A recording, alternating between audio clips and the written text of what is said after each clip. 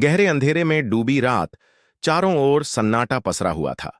शहर के बाहर वाले पुराने श्मशान घाट पर बस एक टिमटिमाती लालटेन जल रही थी, जिसकी मध्यम रोशनी से राख में सने चिता के अवशेष चमक रहे थे। वहां का चौकीदार बुजुर्ग रामलाल रोज की तरह अपने कंबल में लिपटा बैठा था। लेकिन उस रात कुछ अलग था। हवा में एक अजीब सी गंध थी, कुछ सड़ा गला, कुछ ऐसा जिसे शब्दों में बयान नहीं किया जा सकता। तभी अचानक एक ठंडी लहर रामलाल के शरीर में दौड़ गई। उसने अपनी लालटेन उठाई और चारों ओर नजर दौड़ाई। अचानक उसे लगा कि कोई चिता के पास खड़ा है। एक लंबी काली आकृति, लाल चमकती आंखें और नुकीले दांत। रामलाल का कलेजा मुंह को आ गया। वो उठकर भागने ही वाला था कि वो आकृति हंस पड़ी, एक खौफनाक कांपती हुई हंसी। रामलाल, इतनी जल्दी भागने लगे? उस आवाज में इतनी ठंडक थी कि उसका पूरा शरीर सुन्न पड़ गया। ये वही आवाज थी जिसे वो बरसों से भूलने की कोशिश कर रहा था।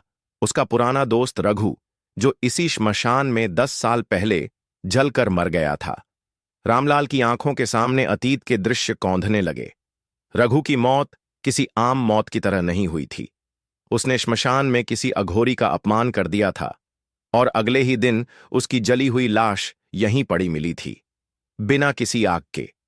अब वो आत्मा उसके सामने थी। मैंने तुझे माफ नहीं किया रामलाल। रामलाल की घिघी बंध गई। रघु, मैं तो बस।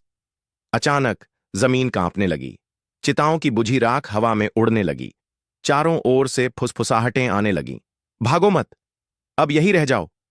रामलाल चीखते हुए गिर पड़ा। लालटेन बुझ गई और घोर अंधेरा छा गया।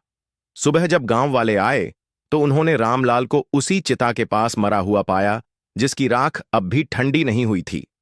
आज भी रात के समय वहां से गुजरने वाले लोगों को किसी के हंसने की आवाज आती है और लाल चमकती आंखें अंधेरे